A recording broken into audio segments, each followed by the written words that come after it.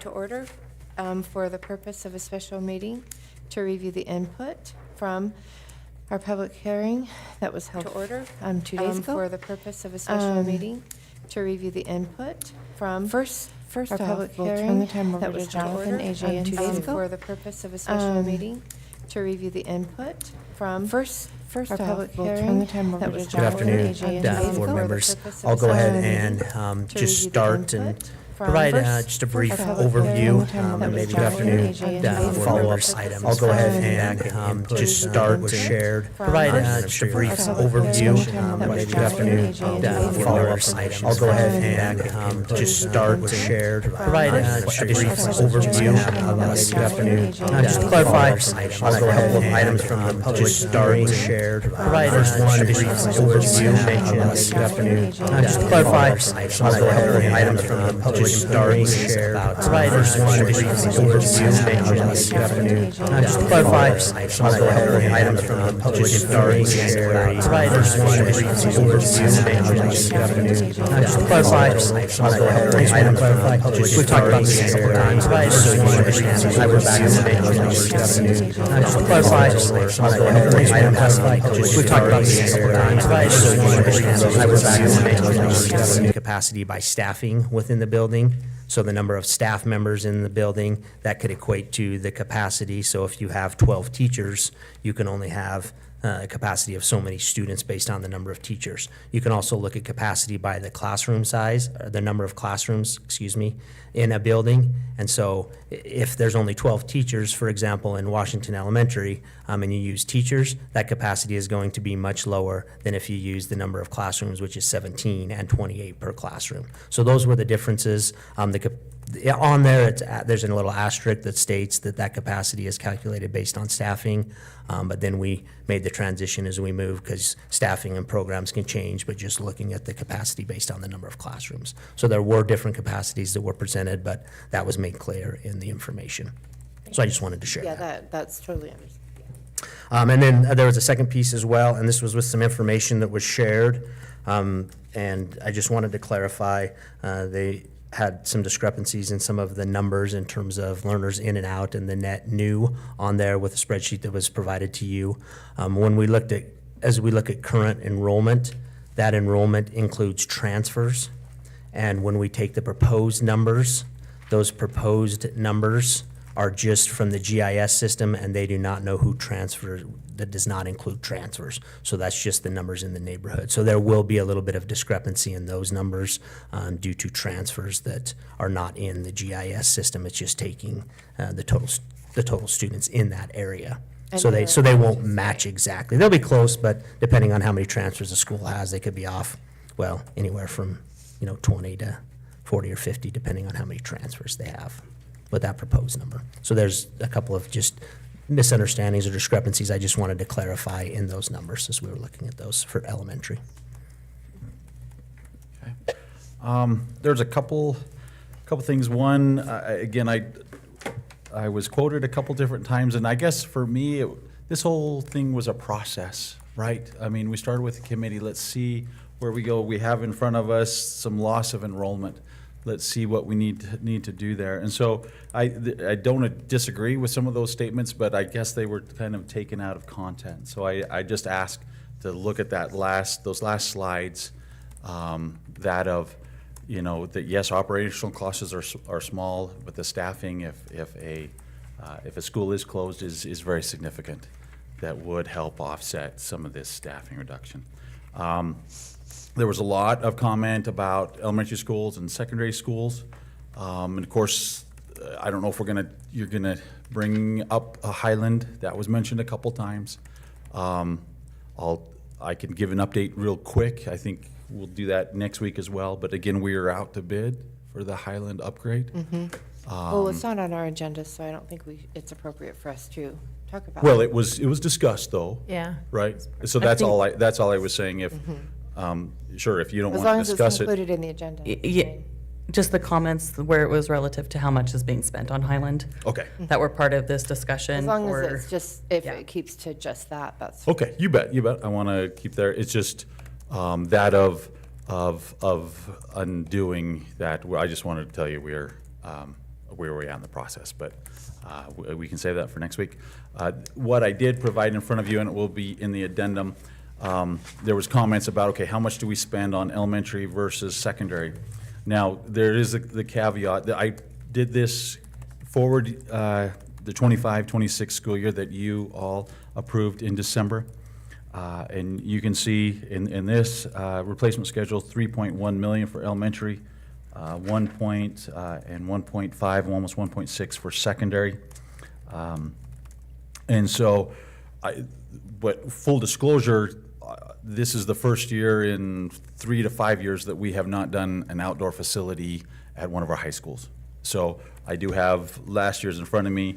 For last year, it was definitely heavy on secondary, 4.2 million for secondary, but still a very decent amount, 2.3 for elementary. Okay, so there, I would just Can you want. say those Yeah, numbers say those again? again. Oh, I'm sorry, and I can get this for you, it just wasn't as nice there. Yeah. We So understand. last Just year, everyone else. for secondary, We should know that. 4.3 million for secondary and 2.3 for elementary. And going forward, and we can go back, I appreciate Kimberly helping and Sue also helping kind of recreate this in past years, but we can recreate, I plan on using this going forward. I think this is a great transparency tool. And also to make sure, you know, that, you know, by school, we can look at that year after year. Now, is this just SIP that you're talking about? Yes, it is. Or is this No. all of the maintenance? So this That is is, the day-to-day, 'cause- replacement schedules is what I had. Replacements, Readily. because maintenance is significantly more. And it would be a lot Well, as far as, like, no, I'd actually correct you in that significant part, because a lot of it is this replacement schedules. That's what maintenance is. You know, for example, we're repainting, we're fixing concrete, we're, you know, all these different areas here, we're replacing boilers. Indian Hills gets new boilers and accompanying heat pumps and HVAC systems. You know, for example, new roofs, for example, new fire alarm systems there at Franklin and so forth. So that is a lot of the maintenance. This was the most, the readily available information out of our SIP schedules that I could go by and look at every school. Again, Sue and Kimberly helped as well, to go school by school, category by category, and put it into this spreadsheet. oh, that's So very nice. the- I guess I was thinking like day-to-day operations also, in terms of maintaining. So That's a different what, number. what this doesn't include, though, is if a boiler at a school is scheduled to be replaced 2 years from now, and it quits this year, we fix it this year, but Correct. that doesn't end up on this schedule Because as this far is, as cost, because this is projected. That comes out of our cost for this year. emergency? So it's a Then it would different, come if- off a of different this fund. because it's replaced sooner. correct, or it might, we might replace it, for example. The roofs came in probably a third higher than we thought, so we weren't able to do all the roofs that we had approved that. And I think we told you that when the bids came in, and we said, okay, Oh, yeah. here's all the bids, sorry, we're not doing this because it just blows our budget way out of the water. And so, anyway, there's some more reports. This is at least the minimum, I think, that going forward, I'd like to share with the SIP committee and then consequently with the board, when we look at that. So, so there is that. I guess that, and then lastly, just again, more of a summary statement from me. Again, I don't want to close a school. Unfortunately, in my job, there's many things that are forced upon me.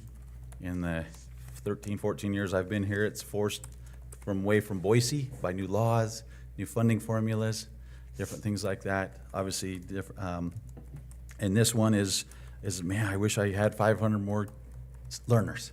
You know, I do. And so it's not, I don't want to close a school, but it's my job, I feel, to advise and to recommend to the board some of the things that I see. I did talk with Brian Glenn, and again, reviewing last year, you know, there was new flooring in Washington in the multi-purpose room, the lunchroom. The year before that, there was air conditioning added to the main floor. So it wasn't it's not a total, or not even close to, ignoring Washington. It's just that is the most aging building that we have. And didn't we also put a canopy over the back door? There's Correct. just a lot of things. Yeah, and there, Carpet, yeah, the Parking lot flooring. work. And Megan, Lots of things. AJ and I, we toured Washington in the fall sometime. And I think most people, it looks good inside. I mean, we replaced the flooring. We do all that we can, When did the boiler get replaced? So the boiler in the auditoriums were replaced maybe 6 years ago, but it wasn't the kind of the main system, the okay. boiler it wasn't the main system, the main boiler there. Yeah, well, I toured Washington last year too, and Oh, sure. I was very impressed by Correct. how well maintained it was. Yeah. Yeah. And that's what was commented when they reviewed the 3 schools. Yeah, absolutely. It wasn't said about Highland, that it was well maintained. But it was said that it was well maintained at the elementaries that they went through. It said they were impressed by the Correct. maintenance, and it's true. And again, the Very well. spotlight on Washington is due to enrollment, just, and that's, anyway, that's, what I just wanted to just remind everybody there. So what would be the one main thing that would keep us from not closing Washington? What do we have to fix first to make sure that if we? Well, see, so Jim, I mean, okay, I did have one other thought in. Would it be the roof? Well, maybe. So let me back up. Where I think, because I will admit, right, I've been here 3.5 years, and it was kind of it was never written down, but wasn't spoken. I regret not mentioning to the board, hey, here's Washington, and there's some significant upgrades, but we're going to upgrade Jefferson, like for example, last year. That being said, I think and we do it in our own homes, is okay, I have to spend this amount of money, but am I gonna, is it worth it? Is it worth it for the entire structure? Is it worth it or is it just a Band-Aid fix that, I'm gonna have to, do something bigger, down the road? And so that's where I think even some of my predecessors said, okay, yeah, it needs a new roof, but wow, do I want to put in several $100,000, probably close to $500,000, $750,000 on that roof if the structure's not going to be there, or if it's HVAC systems, not up to code there. You see how, they might have thought that, and then, let me extend the life of this newer building that's 40, 50 years newer than that. So look, to answer your question, I got my good Mr. Glenn in the back here. Brian, is there one or two? I mean, it's the roof. It'd be an upgraded HVAC. I think the important thing to remember is that we're not looking to close Washington because the building is unsafe or unmaintained. We could leave. That's Washington- important to know. leave If you Washington could open say that now again. as it is. It's just a matter. It's not unsafe or not maintained. It's not that we have some big maintenance need at Washington that if we don't do it, we have to close the building. We could leave Washington as is and it would function just as it has. The problem is, how are you going to pay the staff in the building? And that's really what this is all about, is the staffing. It's not necessarily about the building. And so, But, okay, I guess my comment would be, Can I just add to that piece from the committee's perspective? Because yes, the decline in enrollment and the staffing and the decision to look at possibly closing a school was based on the decline in enrollment. The secondary piece came down to looking at the facilities and the buildings in terms of making the recommendation to close Washington, in terms of the reports and the information that we have and were given as far as costs and maintenance to upgrade those buildings. So although, yes, the building is safe and can be used as a school, the decision as to what school to close came down to the physical building itself. Age and. Correct. And condition and the long. ADA. correct, ADA? The other thing you have to keep in mind, and I'm getting a little ahead in our schedules, is let me give you an example. We're talking about spending $500,000, $300,000 to replace the roof at Washington. Century is now 25 years old and it had a 20-year roof. Next summer, I'm looking at potentially having to spend $2 million to put a roof on Century High School. Do I take the money that would go into a roof for a student population of, I don't know what the number is, 1,200, I mean, 1,030, something like that. or do we need to put that money into Century so that we can have that money to do a roof at Century High School next year in a building that's only 25 years old? And that's what we have to look at. We only have so much money in the pot, and we have to look at the longevity of the building and the whole picture of the district, not just one specific area. And so Jim, I think to answer your question, could it last for 3-5 years? Probably. It's just, how, our newest elementary school is 40 years old, 41 years old. And it's just, again, where do you put the dollars to extend the life of the buildings? Well, and I guess my big concern about that is if we were to shut down Washington, then what would happen to it? I can see if the growth is north, then, and they start building, rather than go for a new elementary school, we could still push those students back that way and keep Washington up, open it back up again, if we were to put the money into it and fix it up right.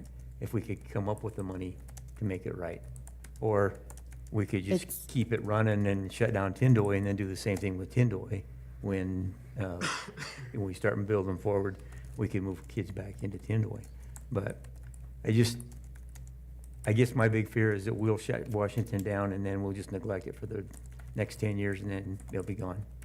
And in I can't say that might not happen. Yeah, absolutely. And for me, it's about the kids, about our learners, Jim. It's just like, if I had learners to feel that, we would not be having this conversation. If our ADA would have, or enrollment would have stayed the same, rather than losing approximately 367, learners, we would not be having this conversation. I think I'm going to stop you there, because that's Sure. one thing that I am not hearing Okay. is, we keep saying, this is now and I'm not saying you've never said it, but just right now, you've said, now it's all about the learners. Where I think what we're seeing, though, is that by closing a school, we're now going to inflate some of the schools with bigger classrooms. And I know that's your job. You are paid to watch the books and, and then we have that oversight, but yet I think there's another piece that, at the conversation, or at the public hearing, the one thing I never heard was, what about the teachers that could be affected by this? And, I thought that was an interesting thing that did not come up that night. But the other thing that really came out to me was that time. We haven't given this enough time. We haven't looked at, if we invested in Washington. The other thing I heard, and I don't know, Deanna, I don't mean to step on this, because I thought, we've let these out, maybe do we each take a turn and give our thoughts? So that's what I'm going to do.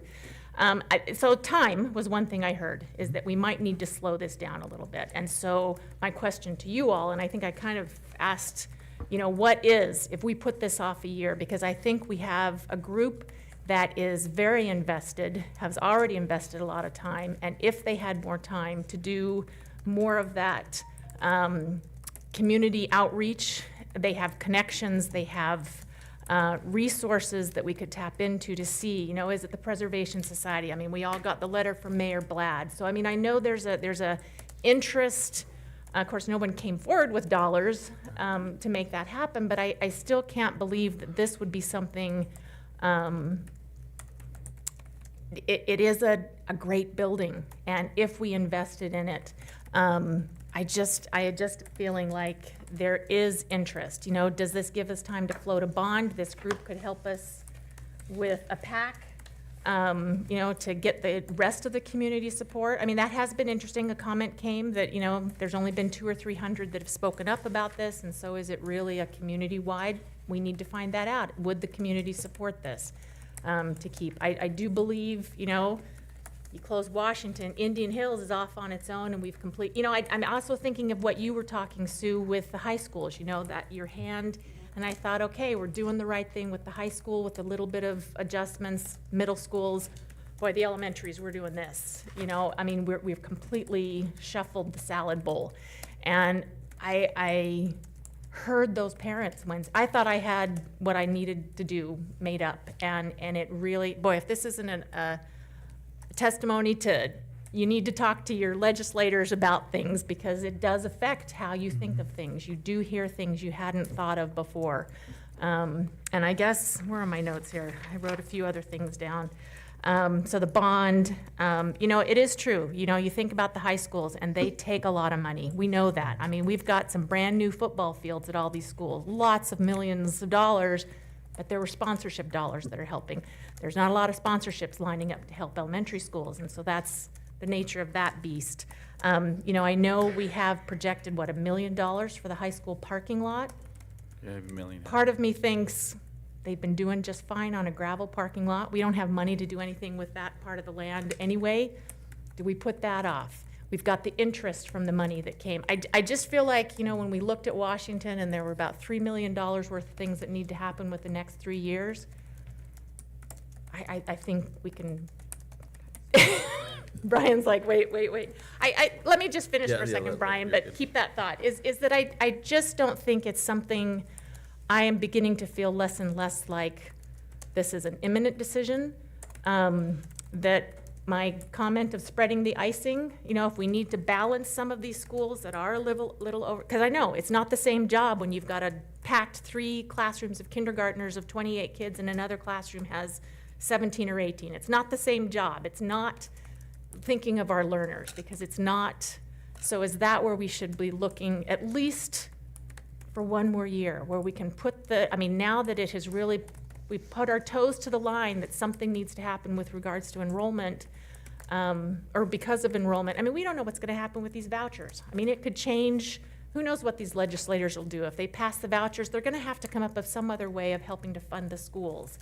I just, you know, things seem to, I don't know, maybe I'm being a little more optimistic, but I don't think we have enough information or a dire need, and maybe you're too kind. I'm not saying it isn't painful, but I think we've done fiscally responsible things to be conservative with some of our budgets, with our savings, that this doesn't, at least right now, I'm not feeling like this is, the gavel is falling. That's my opinion. Anyway. Whether a building is shut or not, though, you need to remember, we will have to Right, there needs to be some. remove The staff positions will be removed. We won't have an no option matter on what. that. And so, whether a building is closed or not, every school is going to be touched somehow. Sure. To be, I mean, we don't have choices on that one, so. I understand that. And And that puts the As I decision look back at- on you. No, I know, I just want to make sure that. Right, I think, And no- right. Just and I think because that that's- school is not being closed or is being closed, there will be effects in that, in all schools. But aren't we projecting that the case anyway? Student-wise. Yep, but student-wise, it's. But it's a student issue. So I just not a want to building mention about the teachers. I'm actually really grateful that teachers didn't come up in this discussion last night, because to me, it showed that people are listening. Teachers are not going to be let go. And I'm really grateful that it did not come up, because that would have shown a lack of understanding. Barbara came to each one of us after that meeting and again reassured us that we, no matter what happens, whether a school closes, whether it doesn't, the shifting of the staff does not mean letting teachers go. Mrs. And Judy, she do reassured you us mean that. Brenda? Uh-huh. Okay, who you said said Barbara? Barbara. I was just trying to figure out who Barbara was. I meant Brenda. Okay. So Thank you. Brenda I just wanted Minor. I was scratching my. Yeah, Brenda Minor, and so I just that's wanted who to it was clarify that that. Thank was, who said that. Yes. Oh, and go ahead. Just to ask you about this, Deanna, because I heard teachers come up, and there were several teachers, and then I mean about losing their job. well, I heard one comment out there about how there were teachers already looking for jobs because they felt like their school was getting closed down preemptively. So just to be clear, there are no teachers that will be losing their job. I mean, I don't know how many times that Brenda has said that, or that we need to make sure we say that, but it has been said a lot of times. That is correct, and Dr. Howell made sure he reiterated that. With me, yeah. Jonathan as well, and the rest of us, we have been very clear. We've talked to the Washington staff. Brenda, Mrs. Miner, and I went over there and talked to them and made it very clear that staff will not be, we will not be cutting any current positions. There could possibly be reassignments either way, depending on if a school is closed or not, just like we did last year. We did something very similar last year where we reassigned 12 elementary staff members to different positions, and I know you're aware of that. And so Yes, we've for made that clear that no one will be losing their position, will be taken care of through attrition. And that, we almost talk all about of those. teachers, but I want to make sure everybody's clear that, if a school were to be closed, that includes all staff members, not just teachers. Sometimes we talk about teachers, but that includes all staff members being reassigned at that school. So they would, custodians, paraprofessionals, food service, we would also have positions for them at other, reassignments based on attrition and job openings. And that's as of our funding from the state. As of right now, nobody can promise funding from the state after, Yep. next year's budget, because we don't know what the funding is. And obviously, the funding has to come from the state in order for the district to pay for the salaries. Yeah, state and their state or local taxes, yeah. And that's where I tried to be a little conservative, conservative, so we have some of those savings. And as I've mentioned before, we're always behind, for example, right? So, I mean, I know at least our revenue, state revenue will be down $4.7 million. That's of concern, but yet we do have reserves, right? And that's why we have some reserves, because we have to be able to cushion that, if you will. And thankfully, we got one-time distributions. We had that ESSER money is literally 1.4 million, and the rest is the carry forward. So 3 things that we can't count on that you just mentioned. And that's correct. And that's ESSER, one-time Yeah. funds, and our savings. correct. And that's where I was hoping, that's where I still recommend some changes, not aggressive. We lost 51 classrooms, and we've talked about multiple things here. And again, that's my job to you to recommend to equalize those. In the amount of time, I struggled with that. I wish sometimes I had more time, but it's, when the legislature's finally is done and they tell us what our funding is next year, we have about 45 to 60 days to develop a budget that you would pass. And all that's based on enrollment or who the learners that show up in August, right?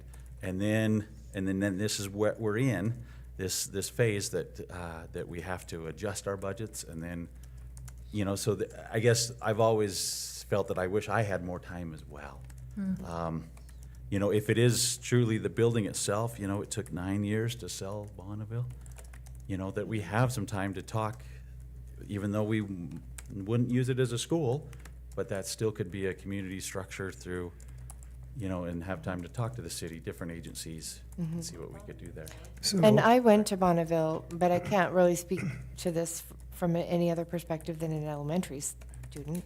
But it didn't seem like it was as well maintained. And so I'm not sure about that, but it might be a different thing. I'm not sure. so AJ, in relation to what Heather and Jim, the questions they have, like option 3, no school closure and rebalance enrollment areas. And so you've addressed that in the initial presentation.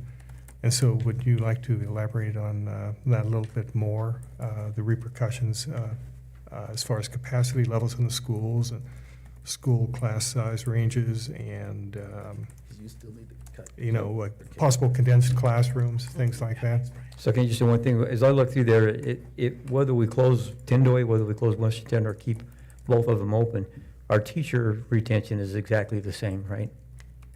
Because it says right in there that there's, I'll have to look them up. What's the difference? Can you tell us the Okay, difference? yes, so There's 10.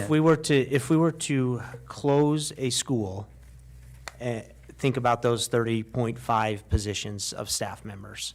Okay, those staff members would be reassigned Right. to different positions within the district, that people retired, that they left, that they moved on. So that's 30 positions that are no longer being supported or paid for within the district. If you choose not to close a school, those staff members, all those positions still remain. The only ones that they get reduced, you still have to provide support staff for food service for all of those other positions.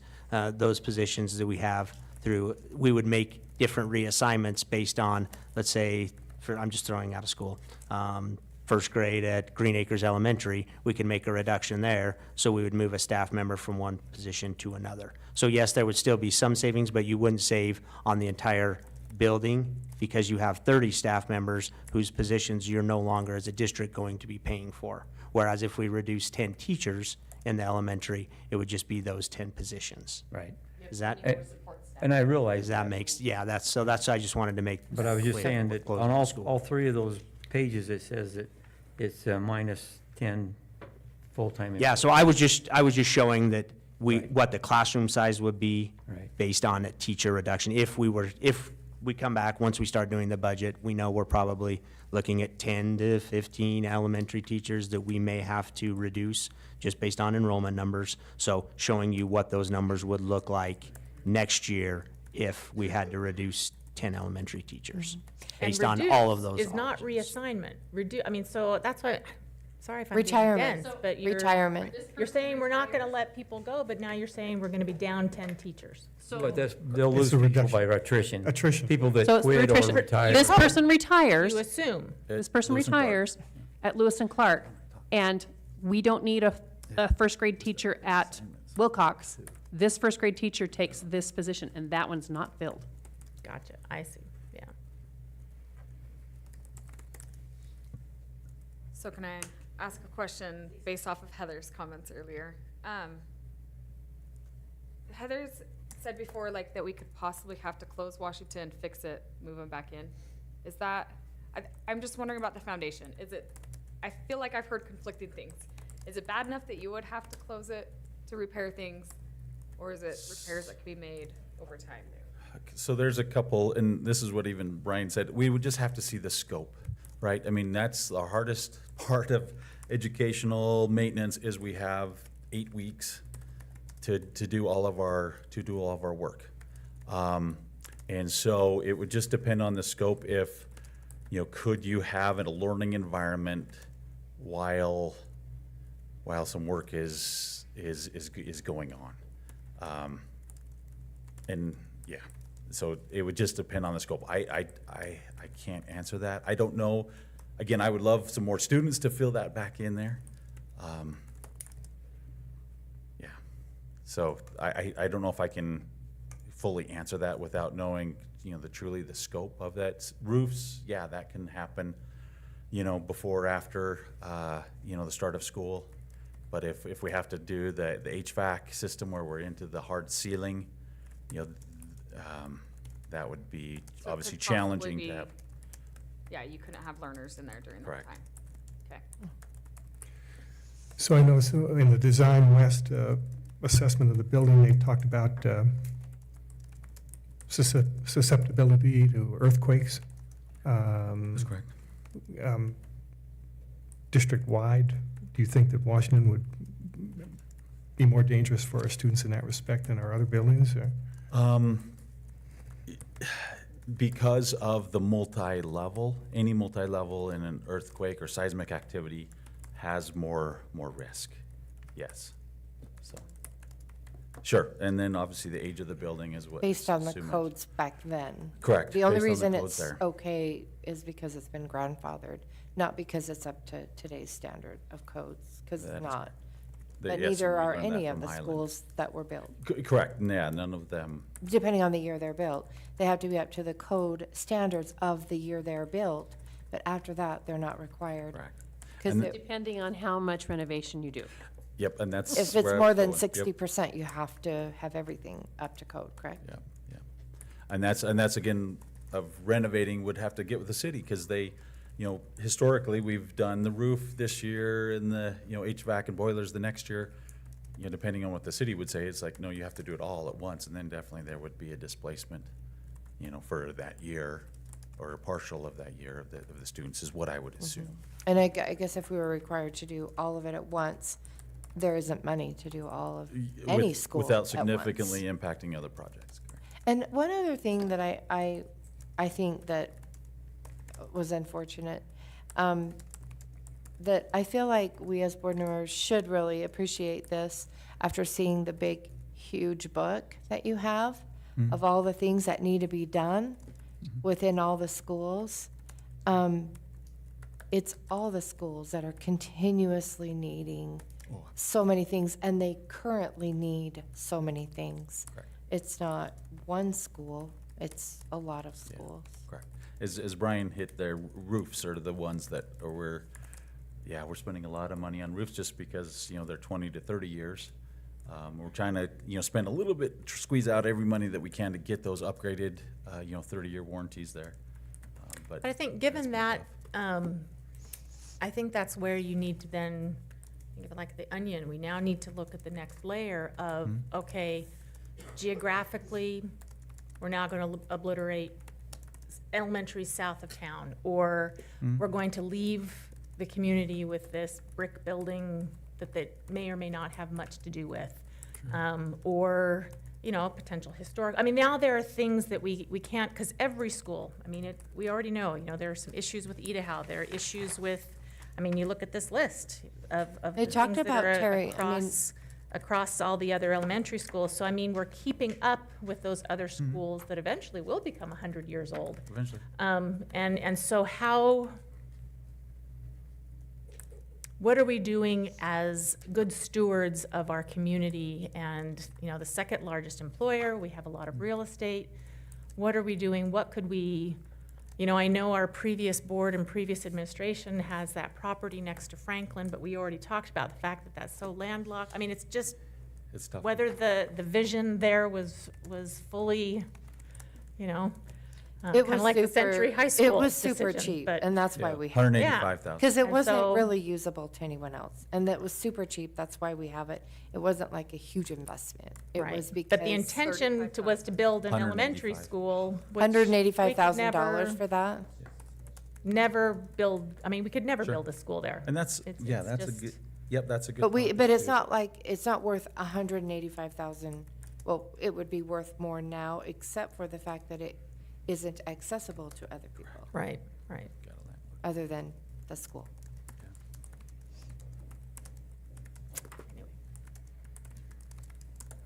So if we didn't close any school, how much more for support in Washington would it cost us? 300,000, 500,000? In the way of like upgrades? Staff. Yeah, well, no, Are you, supports people. Your Staff. principal, your secretary, your Oh, librarian, yeah, your food people. Yep, we're pulling that up. So, Was this, Oh, it's in yeah, there? so I this didn't was see it. this, thanks AJ, appreciate that. So that would be this. So I literally downloaded the staff there at Washington and Tendoy, and that have their annual wages on there. Yeah, and How come I so, missed that? and so I took out all the teachers and the certified, I left in the principal and then the classified staff savings. So that's what those amounts are for this and that doesn't 23, include all 24, the. 25 school year. Oh, okay, Okay. and that doesn't include all the teachers that would have to stay in order to fill that building. Correct, it does not, it was only the admin, the principal, and then the classified, the support staff in those two buildings. Did that answer? so 700,000 essentially. Yeah, 650, yeah. But that's teachers included, I'm right? thinking the No, operation. that's Is not. not teachers included? Not teachers, because they will, yeah, Okay, all right, thank you. they will go with the students that, if we were to close, they would leave.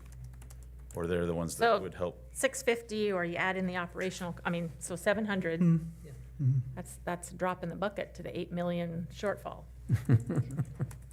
But yet, emotional and disruption to the city. Well, it doesn't include the teachers, and that's also ongoing. But we'd be paying the teachers We'd be anyway. paying that anyway. Yeah, or we'd Well- reduce, yeah. or reduce. Well, now Not my all of- understanding from what you Not all just of the said, teachers, so that's where not all of the teachers would be. Well, I guess that goes back to my previous question. The teachers were going to have an attrition.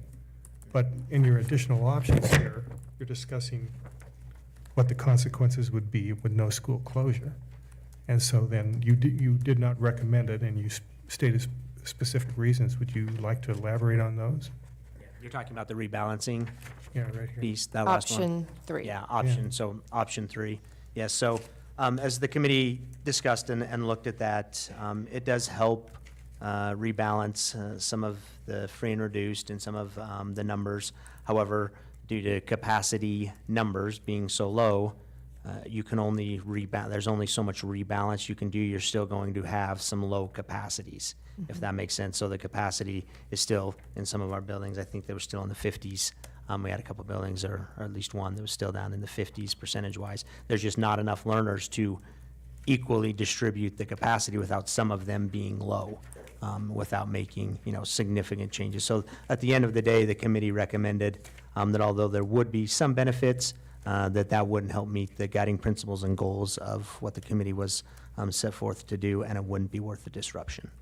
Okay, I guess my thought was that about what the extra cost would be is if like Heather said, if we put this off for a year, let the school and let the people and see what we can do to come up with, I mean, I don't know, we're probably looking at what, 16 million to fix that building properly over the next little bit, and if we could come up with and do it right one time or whatever, but I just was. 16 million?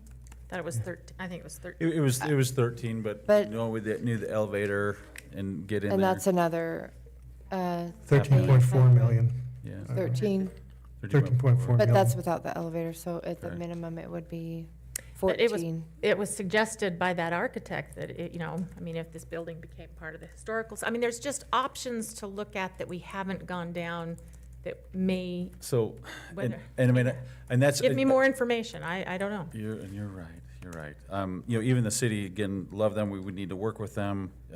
Jim Inglesey, has come and sit with me in my office multiple times, and we just got a letter that the city hired a person that is gonna go to every structure in this area, I assume designated by the city, and video take a picture of every building and look to see if that would be included.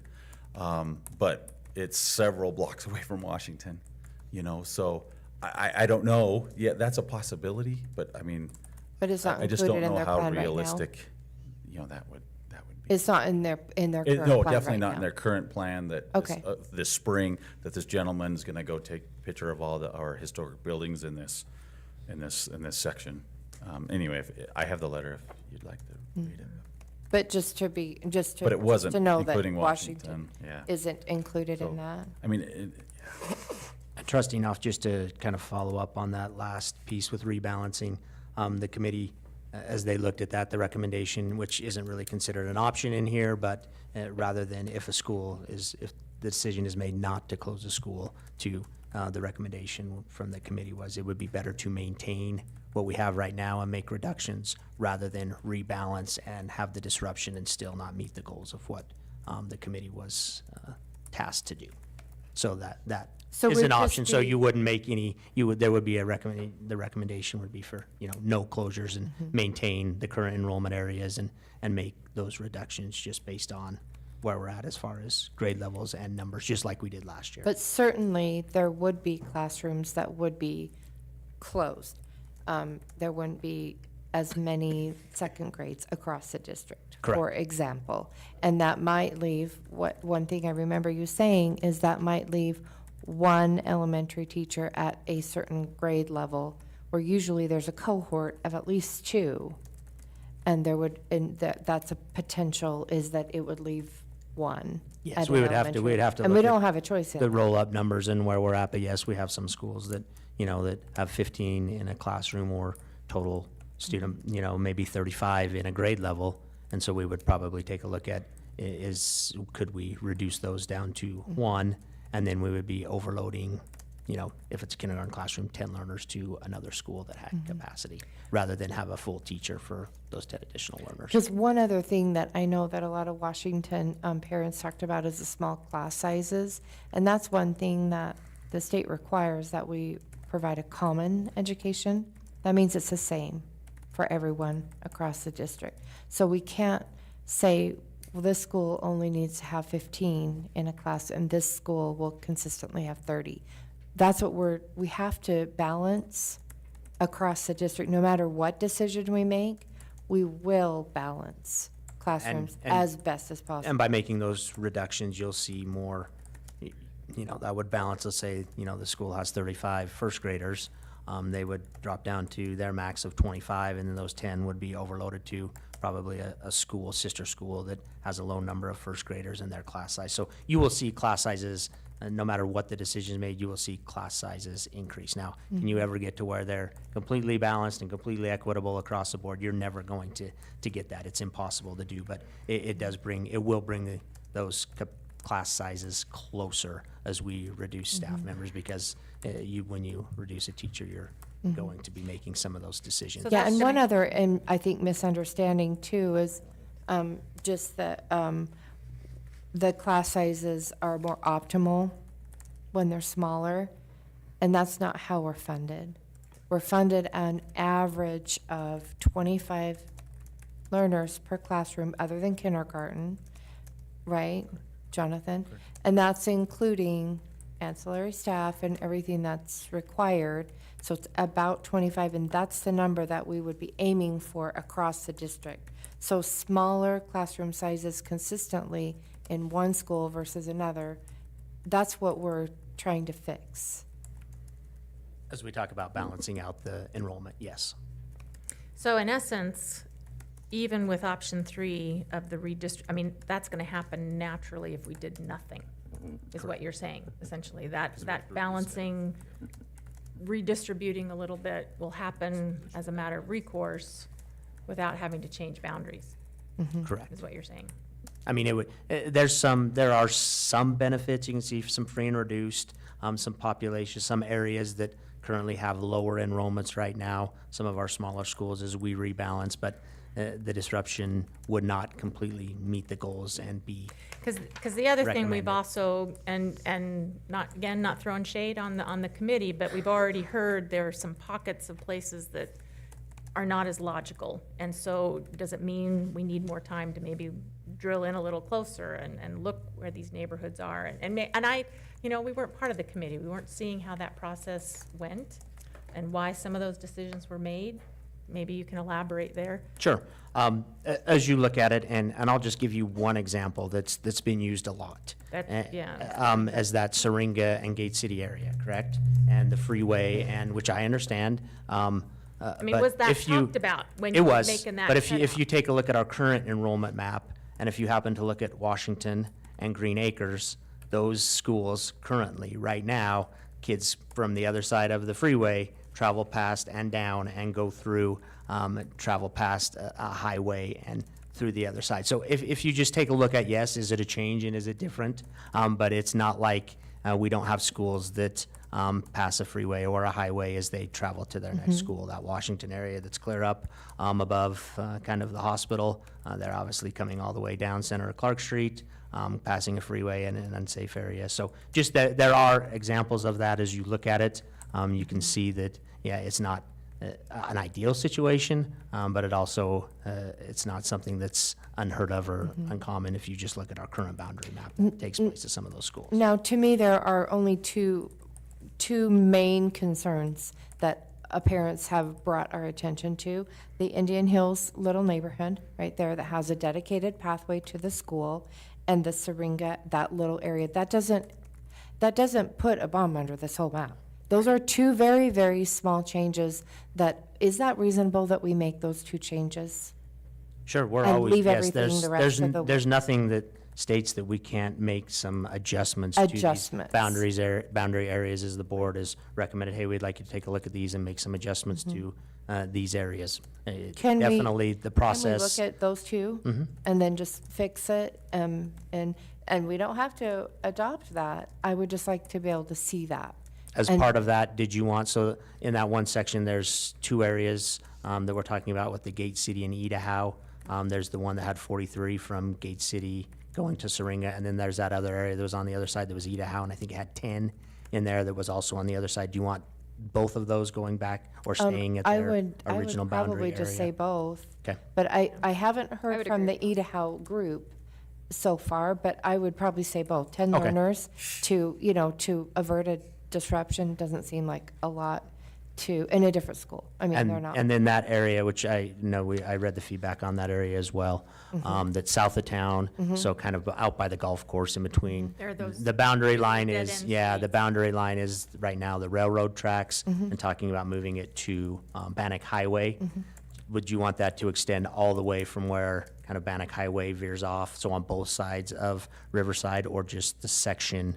There's kind of two sections. There's section of homes, and then there's Riverside Golf Course, and then there's another section of homes right there, or just the ones that are closest with the Now, walking path. do right? both of those sections of home have the dedicated pathway to Indian Hills, or is it just the one? Well, it I would don't be know about that. the double legal and the tech farm Correct. that would have the access to the The walking pathway path that to goes there. Indian Hills. And They so, can- as far as the but- other neighborhood, I guess I'm not That's as on- familiar with that situation. I've just read the letters from the ones that they're talking about, the dedicated path Okay. that Jim was talking about. Right, and if you do across the road, then they don't have access to that without crossing Bannock Right. Highway.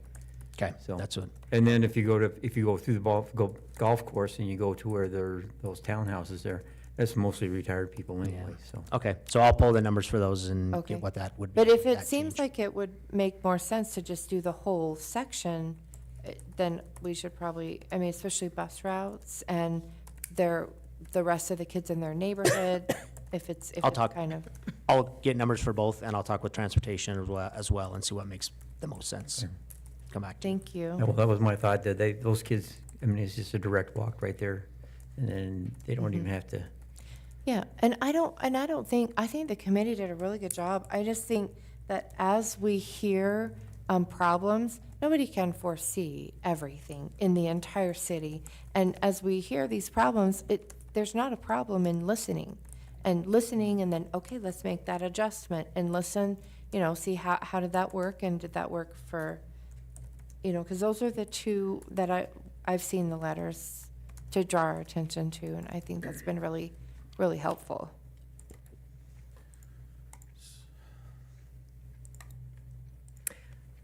I think there was no objections to some of the high school stuff. I mean, except for option C, which we knew, but overall, it seemed. Are we ready to move to So- high school, to talk about high school boundaries? Does Can I it- didn't say know. something else Yeah, about yeah, elementary let's finish school our fun? discussion. I think my biggest holdup with elementary boundaries is just how successful Washington is as a school. I don't know what to do with that. What about busing? Sorry, forgive me. Finish.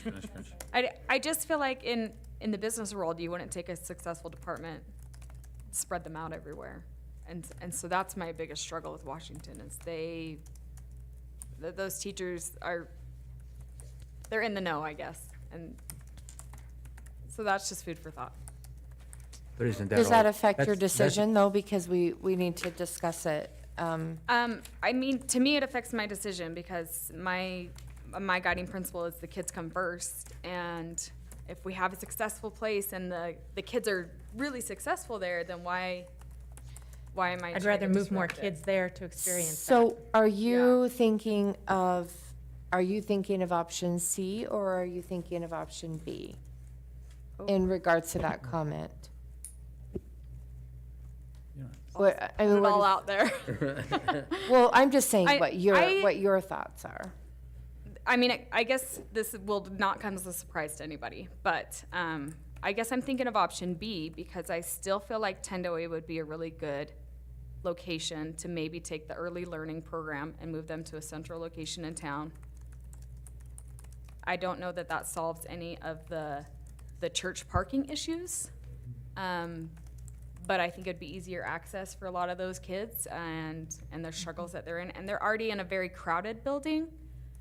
I don't know, that could be, we could talk about that later, but that to me is my thought, that we could better, I don't wanna leave the south end of town with hardly any schools and everyone's being bused to the north end.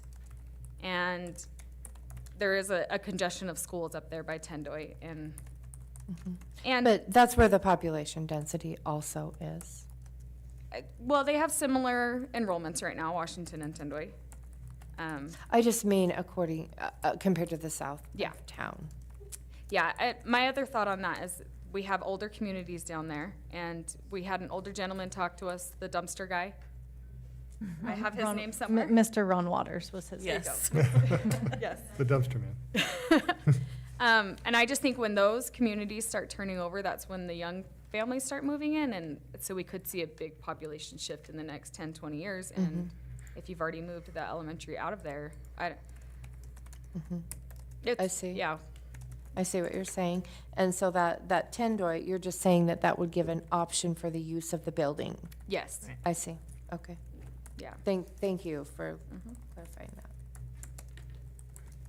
So, Jim? Oh, just to sorry. make sure I understand then, so you're talking about closing Tendoy or just repurposing, shifting some students over from Lincoln? She's talking about closing Tendoy, and then as a next step, Yeah. to use the building Which of is Tendoy, close the Lincoln Not Center. something Oh. we're deciding right now, but Oh. that has just been my, like, what could we do with an empty building? That one would be best used. Anyway, that's Oh, not okay. something we need to decide or whatever right now, Yeah. but But just as a future use. yeah. Okay, thank you.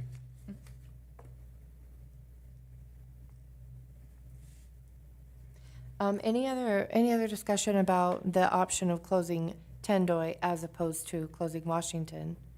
We talked a lot about not closing Washington, other things, but what about closing Tendoy? Is there any discussion about whether you want to or do not want to close Well, I think Tendoy? the one thing, and I think Megan brought it up, is the fact that, you know, within a short distance, there's an elementary school all the way around Tendoy. And where Washington kind of sits out there all by itself, and it's, I can't remember, what, 0.7 miles away from Green Acres or something like that. And it's a good long distance. So one comment that was brought up about Tendoy that I guess I'll just clarify is that it's the only public preschool. And I talked to Jonathan, I asked Jonathan what, AJ, do you want to explain that to us? We were collaborating, yeah. So Tendoy does have a preschool program, but that is mainly funded through our 21st Century grant that we have for our after-school programs. That pays for a portion of that teacher and part of that program, and we are currently in the process of applying. The grant will be finished this year, and we're in the process of reapplying for that grant. So that includes after-school at Tendoy, Wilcox, Tyhee, and Green Acres as well. So there's no guarantee that we would have to receive that grant in order to be able to continue to use that. And so it's it's for 16 preschool learners that it currently services. Okay, and so that's the only school that has it, but we could move it to another school, correct? Yes, it'd have to be included as part of the grant. So if we're making that change because it's based on a number of factors to be eligible as a school, socioeconomic numbers, Title I school, so we would have to, if we were to do that, we would need to do it prior to applying for the grant, which I see. is due January 30th. June, January 30th. Okay, so one other thing about that grant, is there a concern that since the Boys and Girls Club has received that we may not receive that? There's always potential that we had applied for the grant for, if you remember, we used to have it at several other elementary schools, Washington, Jefferson, a few of the others, and we did not get that grant renewed.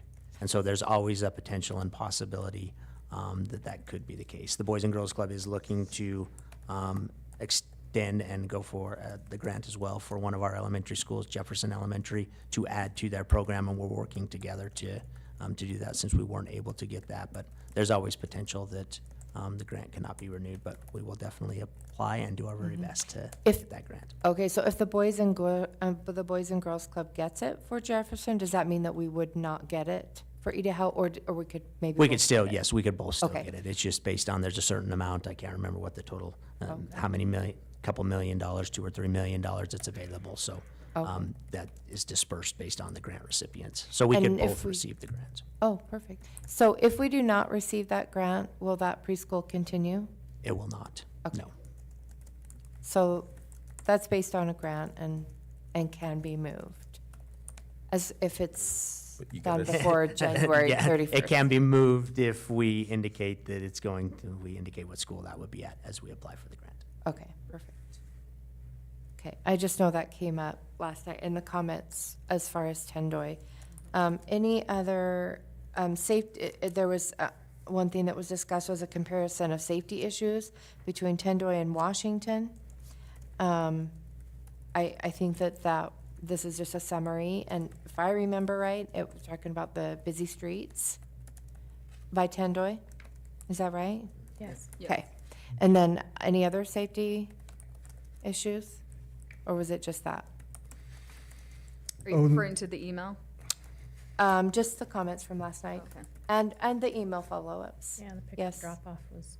The email follow-ups. Oh, well, yeah, I noticed that there was Kenneth Ryan sent us a letter today, and he spoke last night.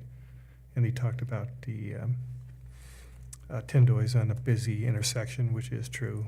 We had comments about today, a letter about people coming and needing to wait to pick up their students, that they were stacked up. They talked about the parking issues.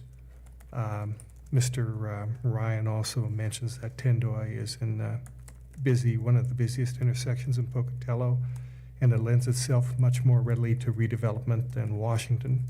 The Washington site, he says, is less likely to be able to be redeveloped, given the expensive demolition and disposal of building materials. So I thought he made some interesting comments. I know that I've visited every elementary school except Syringa before I got injured. AJ took me around. We were doing like 2 or 3 schools a week at the end of the year. I've visited every school in the district. I haven't been over to Lincoln. I haven't been to Syringa, and I haven't been to LME. Hawthorne Middle School, but I've been to all of the other schools. But I noticed that it is a very busy intersection. It's tough to get in there. You have to come in from the south. You have to come in, heading north on Jefferson, because when I went over there, I had to go over to like Social Security and get around to get in. So when they mentioned, it wasn't Mr. Ryan, but it was someone else that mentioned that it's difficult for parents. They have to sit and wait a while, and it's hard for them to get in. And I know that the parking is an issue over there, that they're using the LDS church across the street, and that's they're not sure how long that can continue. That is going away because of liability from what? Yeah. Correct. Both of those are good statements that we don't know how long that will last, and so. Yeah, but also too, I guess, just looking at the distribution of the schools, again, as Jim has mentioned before, the location of Washington, this far south on that side of the city, is really it's a nice location. And whereas It's the only school in that area. that's right. Whereas Tendoy is surrounded by, you can take a look, Lewis and Clark and Syringa and Idaho, and there are a number of other schools, Green Acres, there are a number of other schools in that area. So, I appreciate all the work of the committee, and once again, I want to say you guys had a tough job to do, and you did a good job. I appreciate all your work.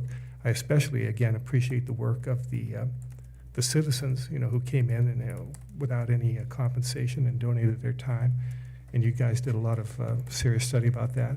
I appreciate the fact that you came up with 3 options. There's Washington, there's Tendoy, and then there's no closure. And I do think that based upon what we heard last night and some of the letters we received today, those are some things to consider about Tendoy as a closure. There's another, and it could be the elephant in the room, but, Tendoy is also in a desirable location for other uses. We shut that school Commercial. down, I'm sure, commercial, or has been mentioned prime turnkey school for a charter school, right? And if we sell it, I mean, Then we're closing. Well, if the idea You is know. to move the but right, that's what early I'm saying. learning, It's, then that's we really would a have to non-issue. decide to do that, but it also presents another, a building that I don't think a charter school would be as eager to jump into Washington, given the expenses, but, and that creates a competition again for us. But yet it's, Well, we have to it's consider it's that. a with- reality. You can't ignore either. Well, One- I think also too, I know that we talked with Jonathan briefly about the fact that the location of Tendoy there, it might even have commercial interest in it. Right. There could be used for office space, maybe even a retail, or, it's right there at a very busy intersection in the middle of town. And whereas Washington is, more out of the way, it's a neighborhood school, and So it it would cost more, probably more valuable, so as far as somebody purchasing it, it yeah, would be more that's the other costly. thing I want to discuss in the real estate market. If we were going to sell one of these properties, I think that, and I don't know, I'm just wondering perhaps if we could, get more resources, more money from the sale of Tendoy, whether it's to a charter school or to a business or something else. Whereas with Washington, the problem is, the good thing is that it's a good, solid structure. The bad thing is that from a financial perspective, is the maintenance of it for someone to take it over other than the school district. And then if you're talking about demolition, that's if eventually we're responsible for that, I don't know what happens.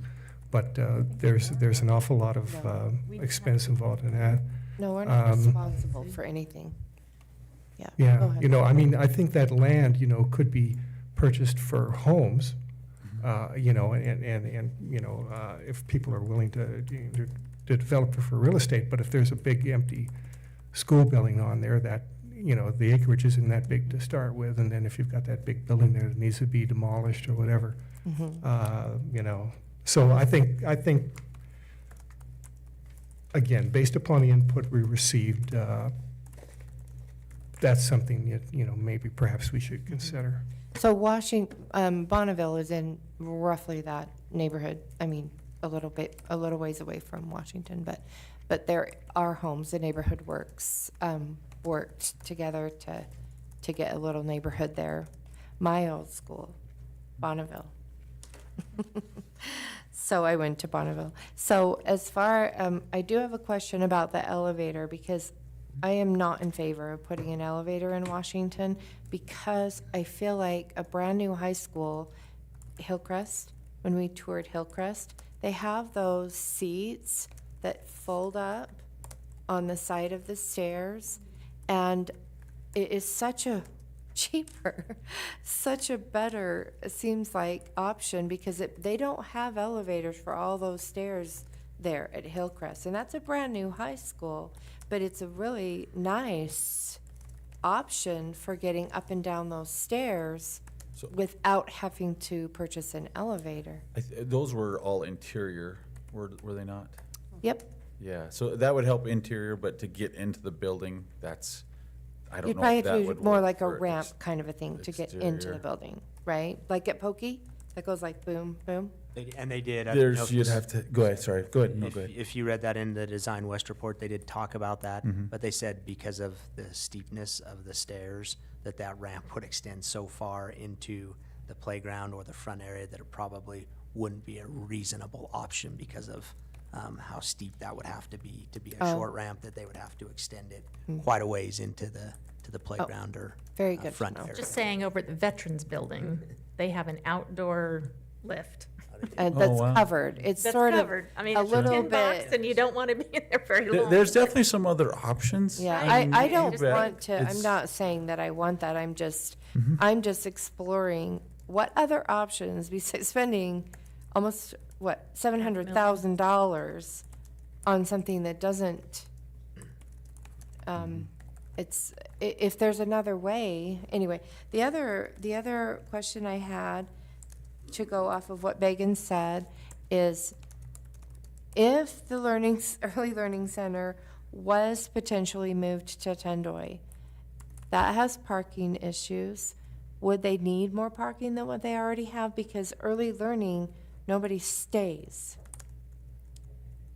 They do have to drop the kids off, but my impression was that at the early learning center, the parents had to park and bring their child in because there's no drop-off, like, lane. And you can't just drop your child off and not see them get into the school.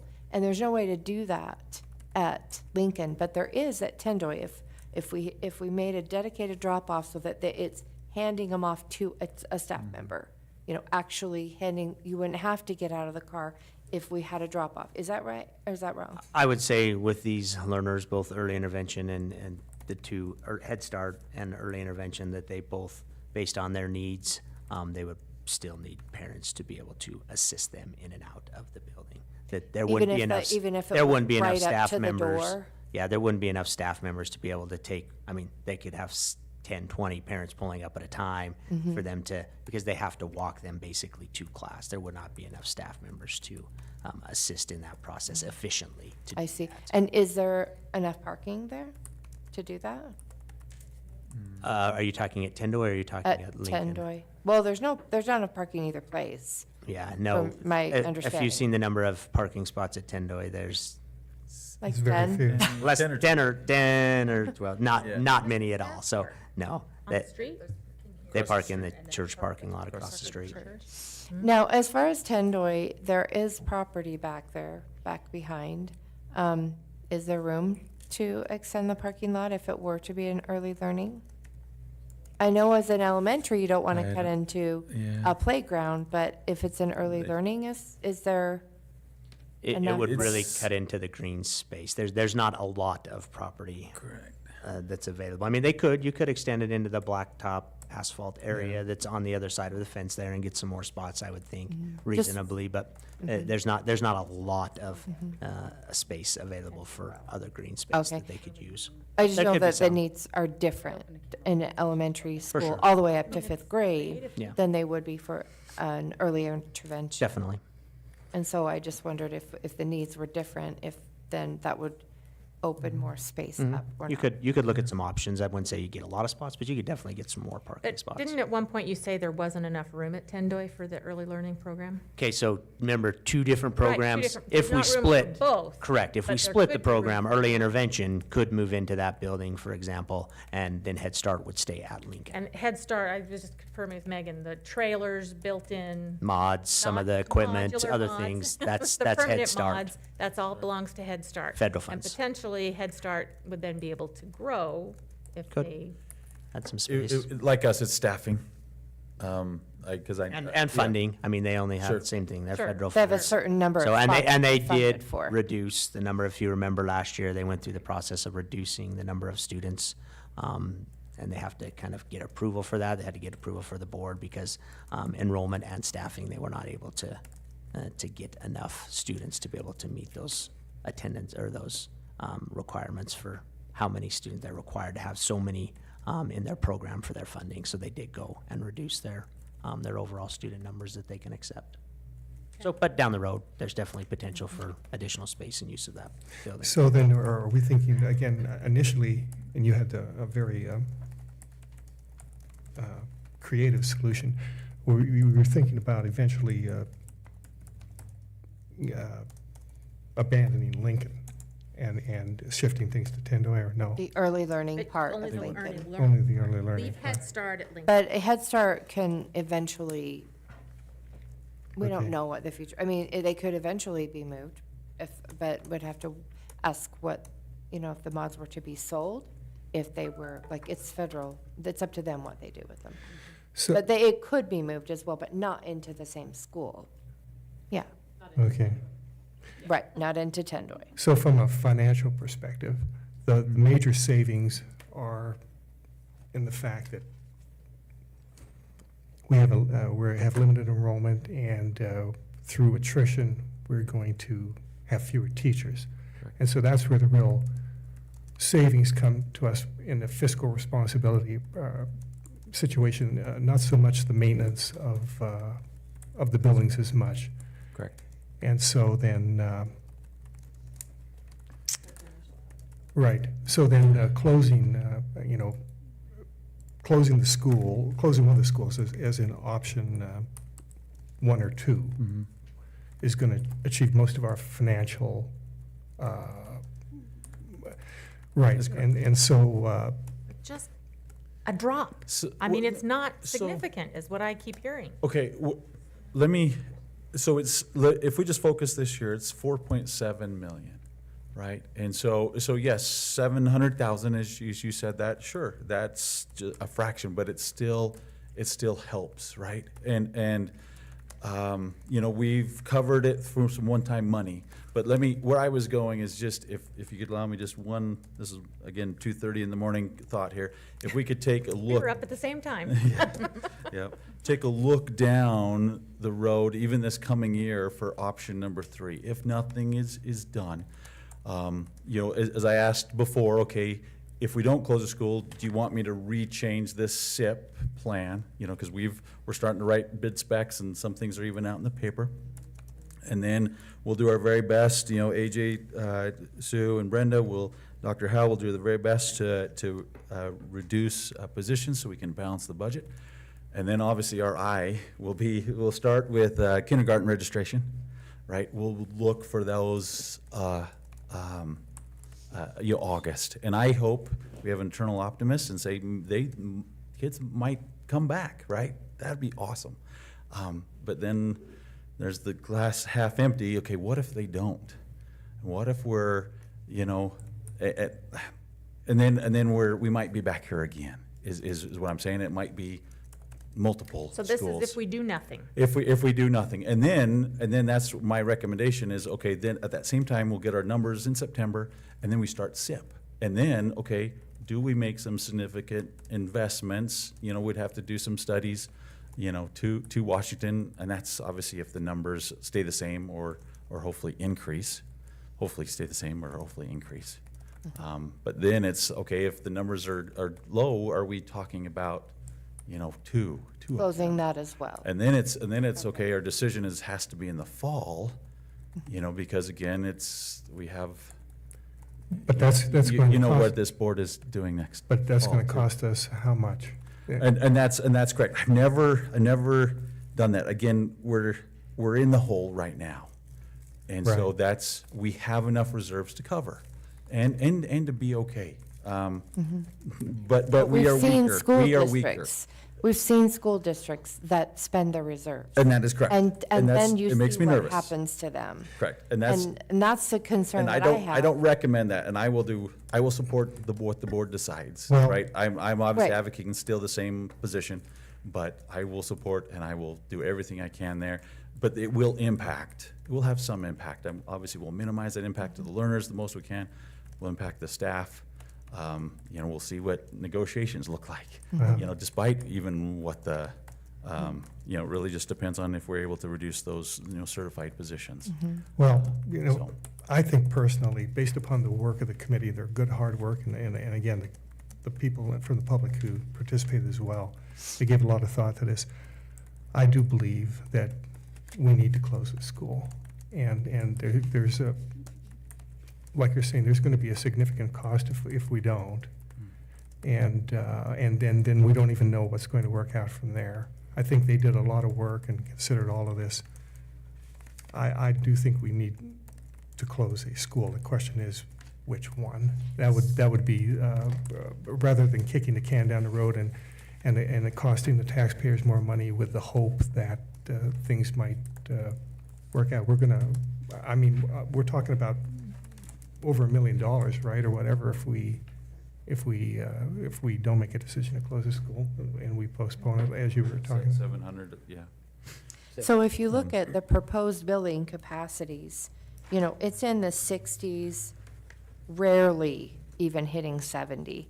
So I don't think it's unwise to, if we did close one school, there's still a lot of room for growth. Oh, correct. There's a lot of room for growth. Correct. So it's not like we're, banking on there not being anybody moving in, and we have room for a lot of people to move in, a lot. Correct. Because I know when you gave me the numbers a while ago, AJ, that was like 1,200 empty spots in our elementary. That's a lot more than the enrollment of one school. It's a lot of, and I don't know how that's changed since, I think it was 6 months ago. One other thought I had, I know that you've said this several times, Jonathan, that we have made it up with our savings, but to make a decision to continue to use emergency savings, that emergency savings is meant for a boiler that goes out, any number of things. But if we spend that emergency savings, then, and then do it again Sure. And by that's, choice, like, it wasn't really by choice this last time, because we didn't, like you said, the budget lags. And we don't have numbers for a year, and then Correct. we're having to fund backfilling. And so that wasn't really by choice that we used emergency fundings. But if we made the decision to not close the school right now, that would be by choice, that we're that's correct. using emergency fundings in order to make that decision. Well, again, you've got a very difficult job, and. What are you talking about? We're the ones that have to. Yeah, really. You will. I You as appreciate it, well. Ray, but Yeah. every time you're like, You know, it's on us right now. right. Their names aren't even in the Yeah. newspaper. What's our budget now? 180 million or? It's a little bit, yeah, it's closer to 120 if I okay. overall. Well, and that would be the 100 fund. Oh, okay, because I was looking at previous figures like 166. And that's probably all of the funds? Yeah, Yes, all it of the would funds be. considered. ESSER inflated that a little bit. Oh, okay. So, Yeah, Sorry, Ray. I mean, as I'm looking at here at additional options in no school closure, it says, we've talked about possible condensed classrooms, one per grade level, et cetera. I as a mean, these- teacher, that's not. No, yeah, and again, that, you guys spent a lot of time considering this, and that's why you came up with 3 options, and your first 2 options were, to close Washington or to close Tandoy, and I think from a fiscal responsibility standard, that's the conclusion you reached, and I've got to agree with you. I mean, none of us want to close a school, but I do think that, the trend has been steady, that we're losing enrollment. And that's been, for the last 20 years or so? No, for 10? How? The last 7 years. The last 7 years? Okay. And given the landlocked nature of where we are with the Port Enough Gap to the south and the reservation to the north, et cetera, and the people, there's a lot of development going on, but we don't seem to be getting students from that. And, I think you guys did a lot of hard work. And I do think that, I think really from a fiscal responsibility standard, we need to close the school. I do. I don't see the trend changing. I think the question from my perspective would be, which one? So, also, I wanted to point out the percentage of our budget, entire budget, that goes to personnel. Approximately 86 to 88%. So when people say, why haven't you maintained? Well, when we are prioritizing teachers, and when we are subsidizing what we get from the state, that's been our trend as a district. We prioritize personnel. I don't know that you can really argue that. I think it's a good policy, but it doesn't. But building and really big renovations, like what would probably need to be done at Washington, it requires additional funding other than what we just get.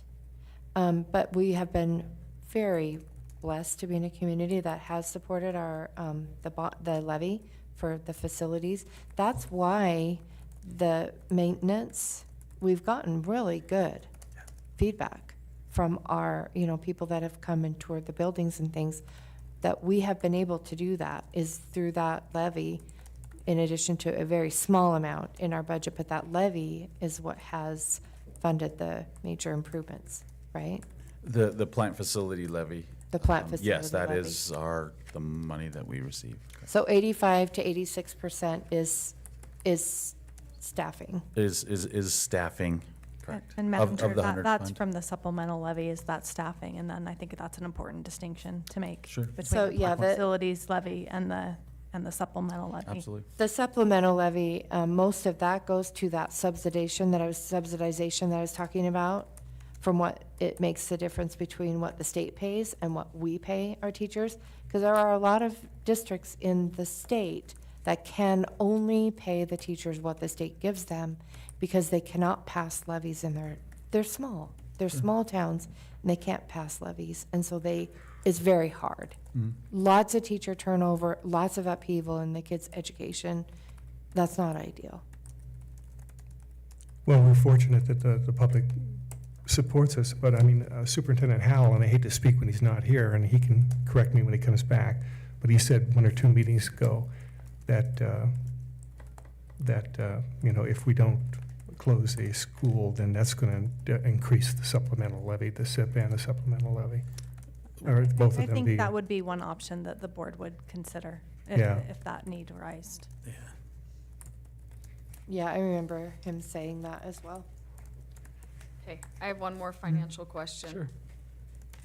When we're talking about the Washington versus Tendoy cost, the admin and classified staff position, like just the whole cost on here, because that doesn't include certified staff, Correct. what is the ballpark actual savings?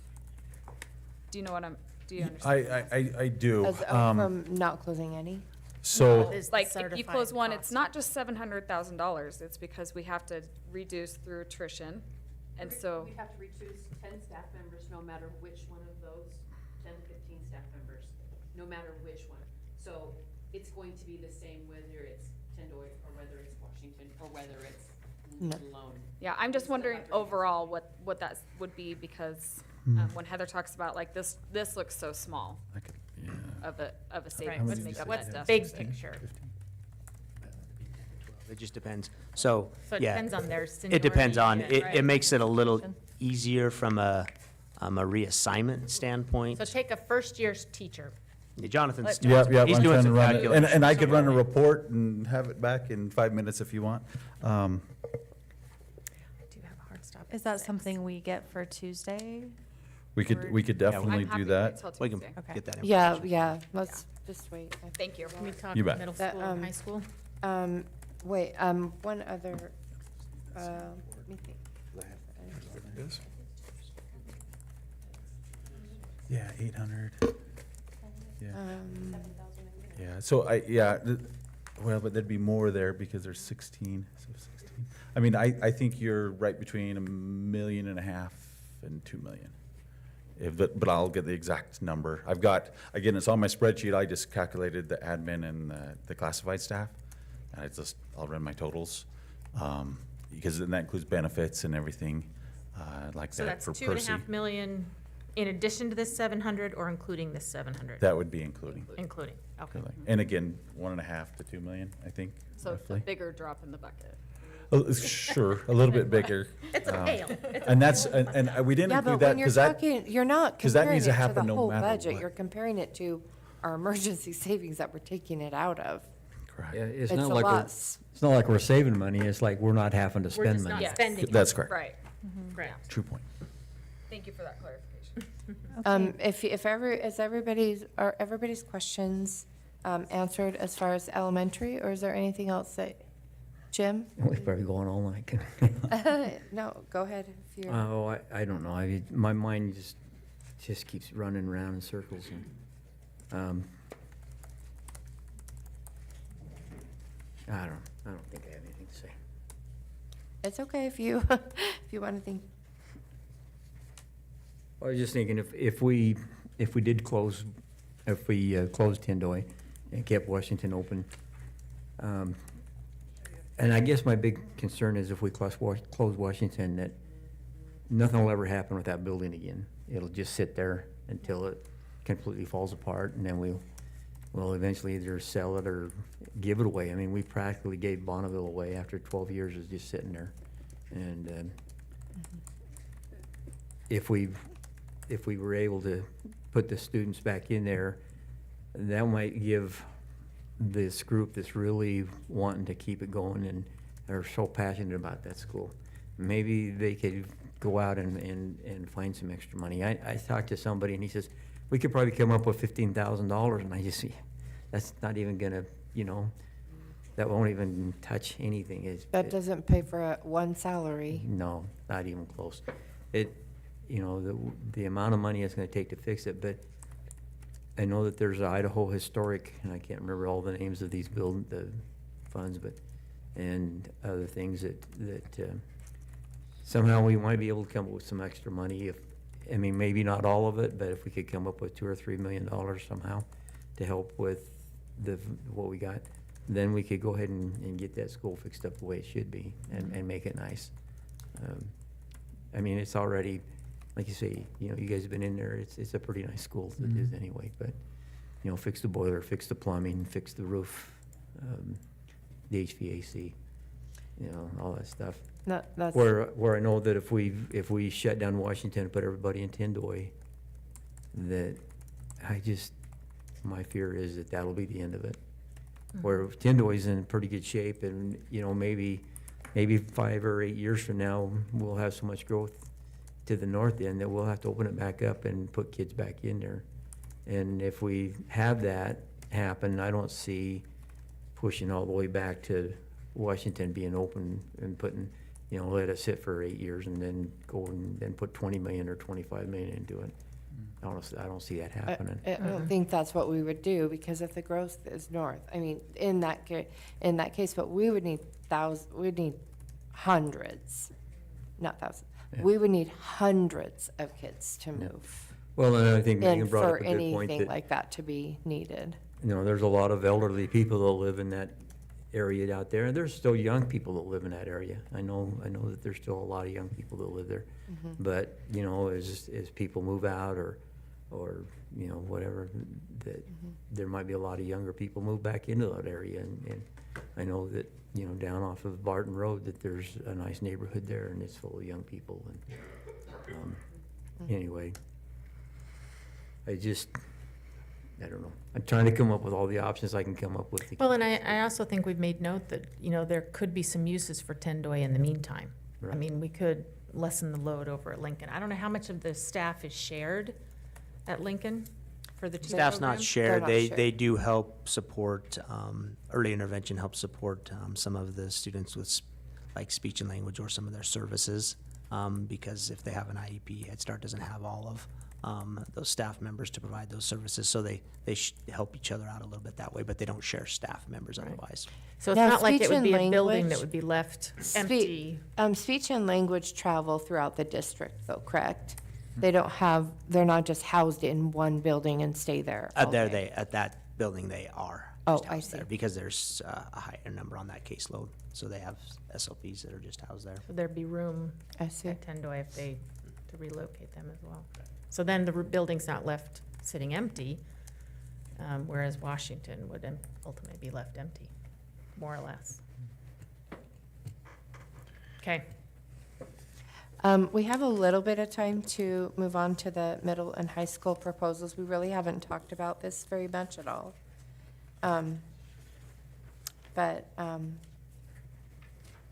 Let's talk about it. Yeah, that's also.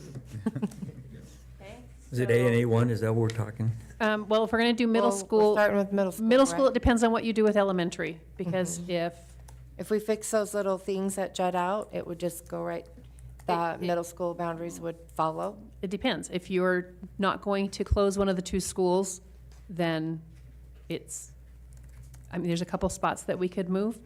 The north end of, above Siphon Road and the space above, above Gate City, that's not built out yet. Those two areas could be done. But if you're not going to move any of the rest of the elementary schools around, then some of those other moves that we made are going to be pointless. So- And the yellow line, just to be clear, on Highlands boundaries, is that Chubbuck Road that extends? Yes, Okay. No houses are there right now? Correct. Okay. But there are houses being built off of Chubbuck Road to the north, Yes. right? I don't know what that neighborhood is called, yes, but just to the north of Chubbuck Road, correct. where it was closed for so long and now it's reopened. Now we can see that building. Correct. So I guess I would want to, like you said, Sue, follow those boundaries. Like if we made those corrections, or, I mean, I don't know if you want to call them corrections, but adjustments to, consider those the neighborhood south, and then the neighborhood, the Syringa, that little area off of Olympus.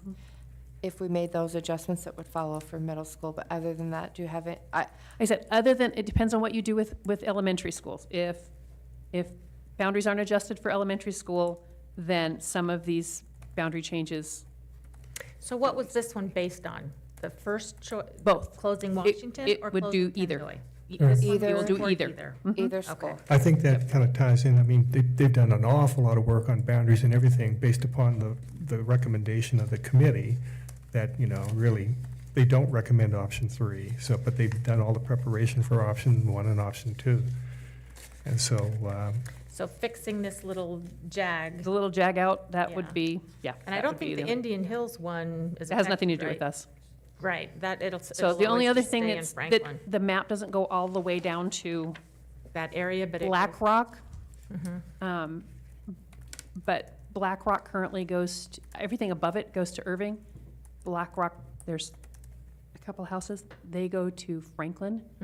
And the bus garage asked if there was any possible way that we could put the Black Rock section into Irving, because they already send a bus all the way out there, Right. and it would be another little bit to get that bunch, instead of sending another bus all the way out to pick up that. Just for So Franklin. that's important to know. So, yes. To let the public know. Yes. Because of those learners that would be affected by that need to understand that. Correct. I guess it's a little late now for public input. But Well, yes, no, I mean, that's, so. but as long, yeah. I do think the Tyhee area makes sense with the changes that you've made. I really, I appreciate that. And that's the feedback I've heard back from a few people. It's a long, long, long ways away. Well, the green section up here, those students go to Highland, and everybody else goes to Pokey. This group goes to Irving, and it's the only group that goes to Irving that goes to Highland. And so if they can attach to Right. That Irving. makes a lot of Hawthorne, sense. Or then, Hawthorne, yeah. right, Yeah. right.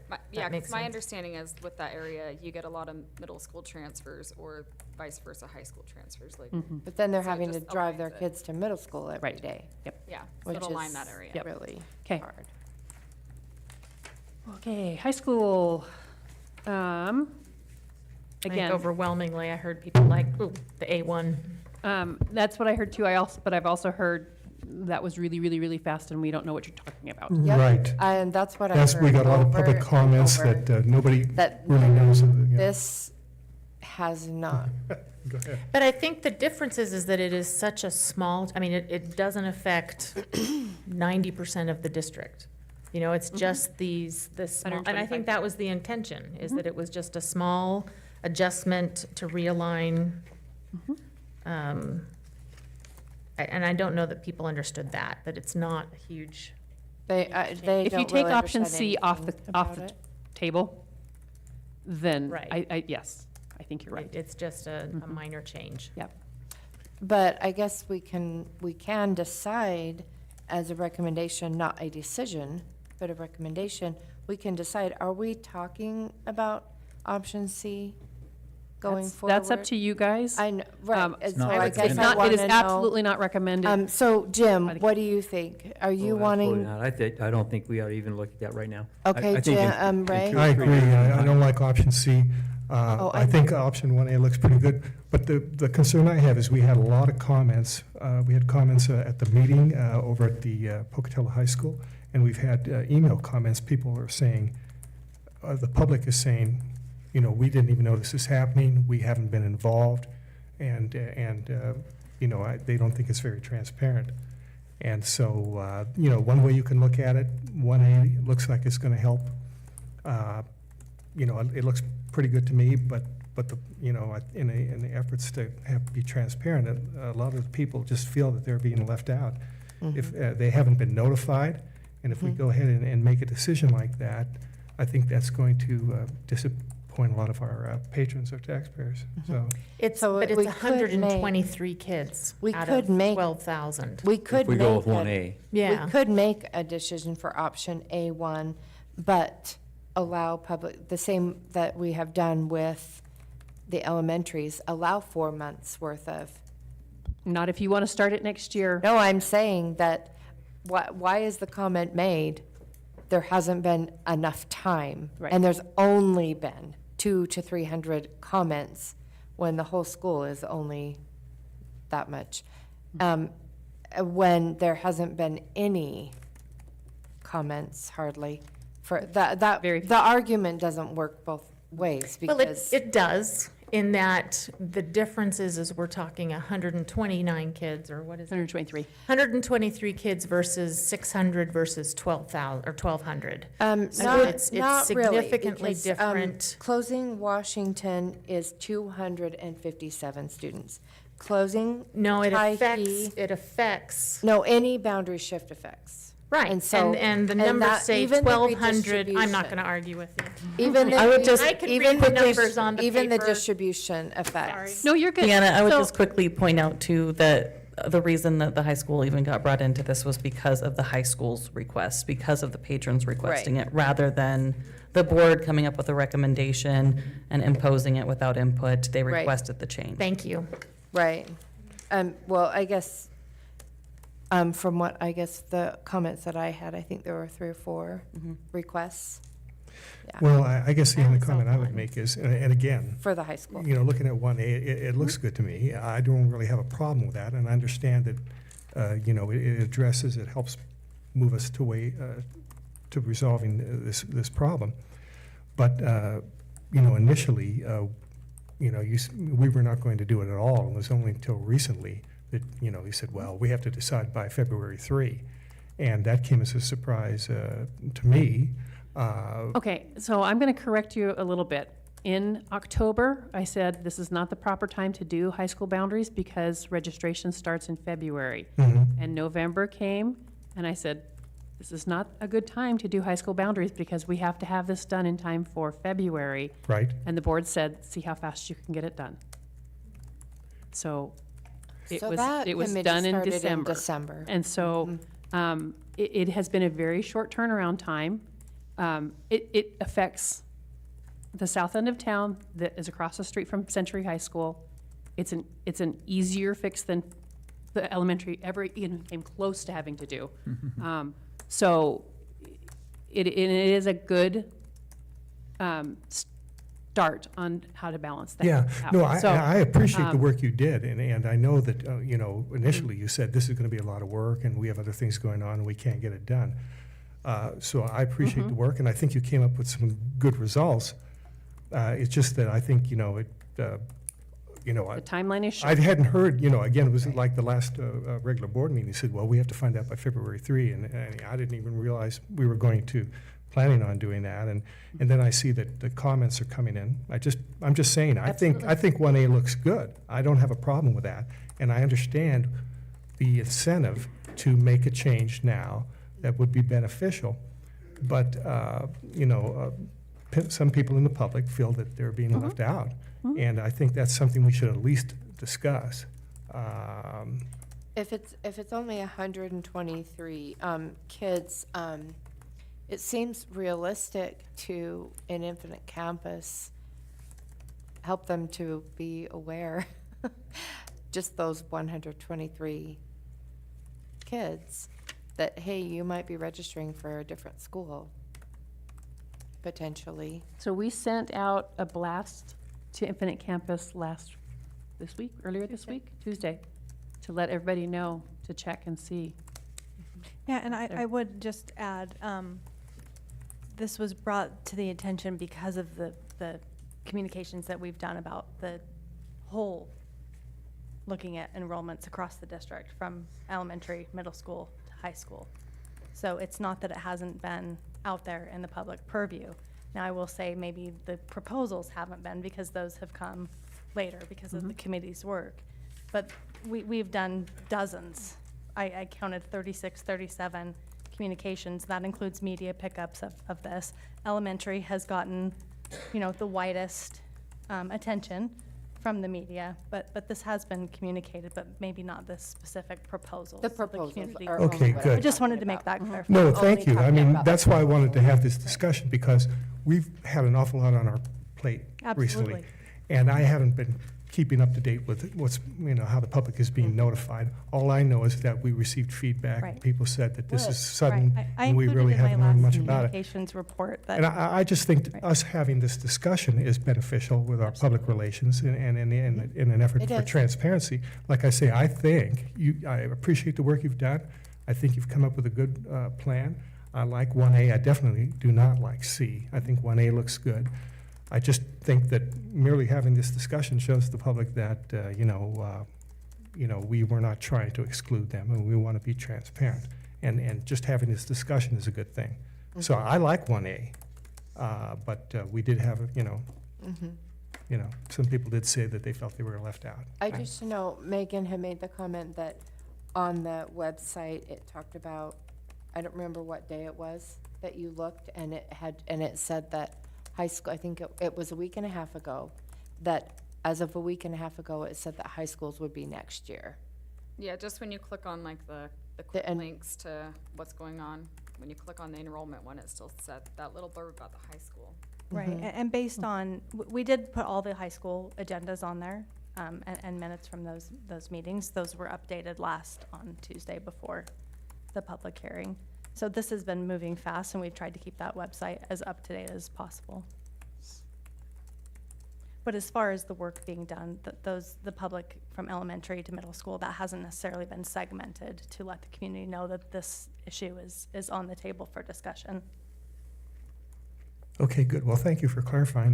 That's all good information to know. And like I said, I just wanted to bring that up in an effort to show the public we're transparent and that, notifications have been put out there. Like I say, I've been doing so much research on all of this Right. that I haven't been able to keep up with how well they've been informed about the high school boundaries. And initially, it was It going to was be very pushed off fast. to next year. You guys did a lot of hard work, and you've come up with a good proposal. I don't have any problems with any of that. I just think this discussion is good. We've clarified, it's on the record now, that we have been trying to inform them, and maybe they didn't notice it. That's the only reason I Yeah, bring the and- issue up. And to your point, trustee Knopf, there is a tremendous amount of information to sift through for you all and so many considerations to take into account. So asking the public to do that as well, there's a little bit of legwork to understand this issue. It's not a really simple issue to just wrap up in a tidy little bow and present to the public, so. Yeah, no, And I know that Jim and Ray and myself, and I'm not sure if everybody felt this way, but Tuesday was the first day that I understood the three options. Yeah, really. And A1 was the first time it was presented. Yeah, so I mean, Tuesday, it yeah. kind of, I guess from my perspective, it was just like, wow, that's really when I was understanding it. And so then I thought, gee, how much could the public know? Because we do a lot of research on this. We're a lot more knowledgeable about what's going on than our patrons are. And so the fact that, we learned so much just recently, I was not surprised to see that some of them felt that, hey, what's going on here? We really haven't heard about it. But once again, this is in no way to belittle the hard work you guys have done, and I think you've come up with a good result. And I'm not trying to say that the communication was bad either. No, I'm just saying that, wow, we've had a lot of things going on here. It's Right. been fast. and- So the three options for the first time, all three options were presented in clarity Tuesday, Correct. which is the day before our meeting. And that's Yep. what happened, Yep. according So- to Sue. From my memory, A1 came about though because we requested you to make some adjustments And, It was a bus department. and the bus, in the. and the bus said at one time, no, they couldn't go all the way. And then they said, oh, well, we could do this part too, Mm-hmm. so. Yeah. But that was after the December board meeting that was last week. Yeah, Yeah. last week. Well, Yeah. I agree with Ray. I don't think we need option C. I don't think we need to discuss it. No, So, no. Is there, Renee?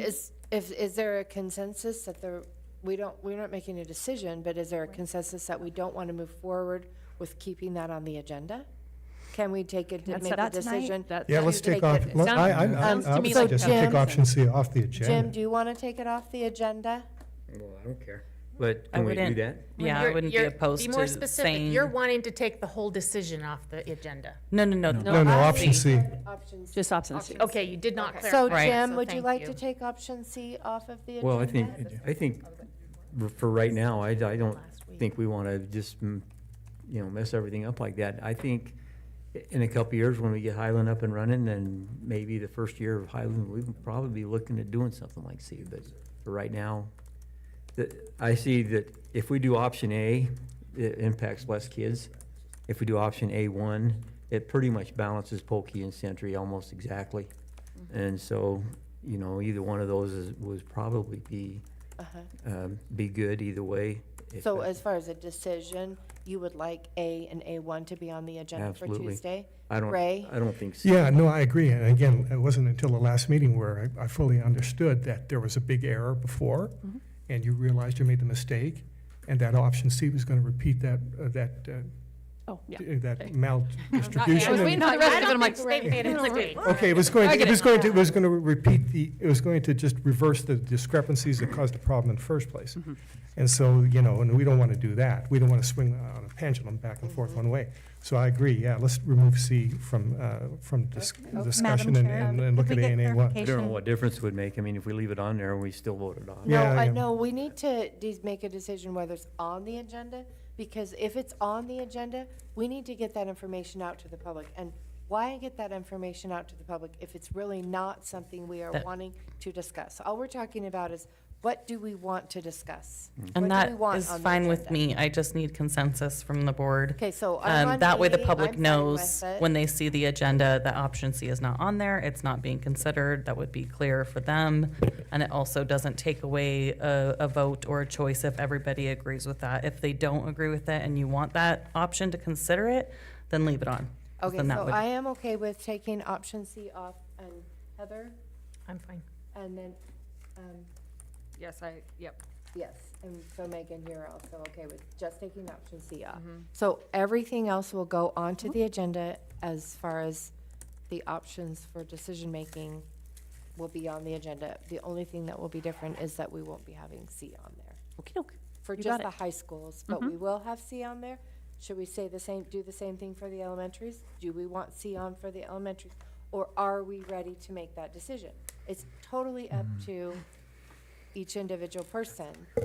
Do you want C on there for the elementaries, or do you want just You're saying A the and zero, B? the zero closure Right. option. The zero C. closure. If there's anybody that wants to leave it on talking there, 1, 2, and that's 3. perfectly fine. Yeah, I think they're numbered differently, just to They are. Yeah, they're clarify. 1, 2, and 3. High school. Oh, okay, so Right. 3. Let's just do the same thing. Jim, would you like to leave option 3 of closing no elementaries on the agenda, or would you like that Leave it on there. to still be considered? Okay.